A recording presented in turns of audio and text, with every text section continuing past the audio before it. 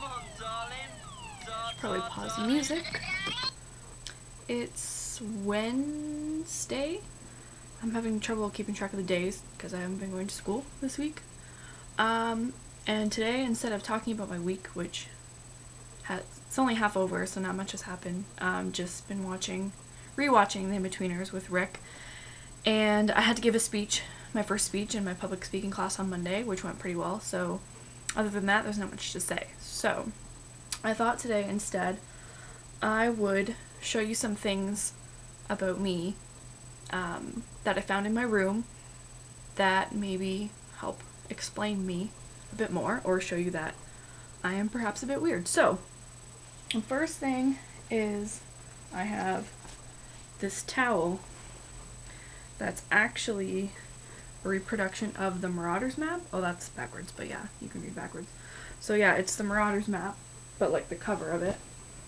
And yeah, I just bought that for myself as soon as I got my first visa. It was the very first thing I did with it, was buy this Marauders map towel. So that exists.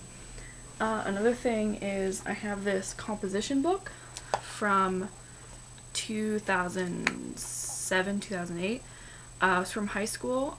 What had happened was Rick and I used to go to the Tim Hortons at lunch. We had a double lunch because we had our spare right before lunch. So we used to go and order sandwiches and sit there for like 2.5 hours. And we would play Giotto on the napkins. I don't know how that started, but we would just play Giotto. And then one day, one of the workers was like, okay, you've been coming in here every day, writing on the napkins, like napkins are not for writing on. She like gave us this like whole lecture about it. So we're like, okay, relax.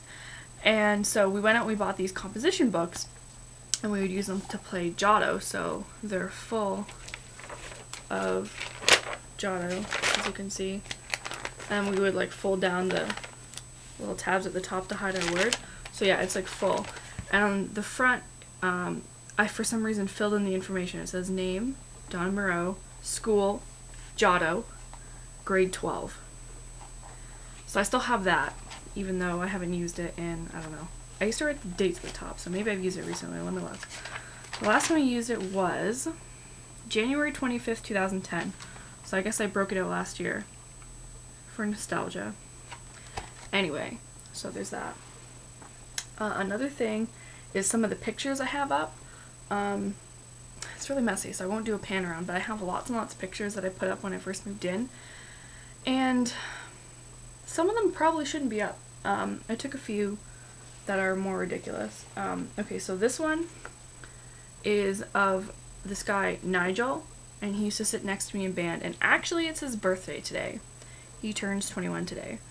So yeah, he used to sit next to me in band, and that's him with his trombone. And yeah, this was during our trip to Washington, D.C., our band trip.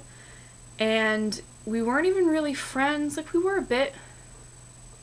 Then we became friends, like, the next year. And then we haven't talked since.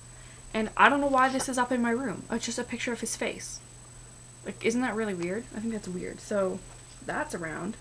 Then I have this picture from the same band trip. And that's a picture of my ex-boyfriend talking to a girl that's sitting in a drum bag. And him and I had just broke up a few months before the trip, and it was his birthday during the trip, so everyone was like passing around a card to sign. I'm like crying my eyes out because I was like so in love with him. And then he was talking to this girl in a bag, and I thought it would seem really casual if I took a picture of it. Like, I thought that, like, I was okay with it. And I don't know why this is on my wall. I'm not friends with her, and not friends with him, so why is this around? I don't know. So that was on my wall. And then I have this picture from 2006. My friends and I used to go to the beach a lot, but we used to go down to Burlington Beach because Hamilton Beach is really gross and full of dead fish. So this is a picture of my friend Devin at the beach pretending to have sex with my other friend Matt. And I don't know why I said they were standing there, and I went to take a picture, and this is what he did. I don't know. He had really long hair then. And I love it. And if you look, you can see somebody's cell phone. Like, old school looking cell phone. So, yeah. fake homosexual sex. That's on my wall also. So, and the last thing is, okay, I got a toolbox from my dad a few years ago when I got my first apartment after I moved out of residence. And he gave me a bunch of tools and stuff. I don't really use it that much, just to, like, when I installed, like, these curtains. But you gotta see my drill. It's, I guess it's for women, but it's, like, I have tiny, tiny hands. And this is the size of the drill. And it is hilarious, and it doesn't work because I lost the charger to it somewhere around here. But yeah, it's really small, and then it does this thing, and it's really, really light, and people laugh at it. Like, whenever I can't do something, which is like always, and I get some like man to do it, they're like, do you have a drill? I'm like, I have this. Is this use to you? They like can't even hold it. They're like, what? It's too small. So that's my drill. Product placement. Oh! Hang on. Okay, so people were asking questions about my lesbian sweater that I kept referring to. So this is my lesbian sweater. And it looks like this.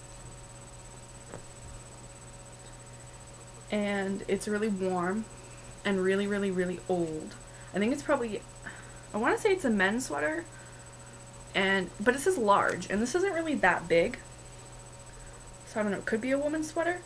But I like found it in like the 90s in my mom's closet, like our front closet. But she used to have her brother living with us, and then her old boyfriend used to live with us.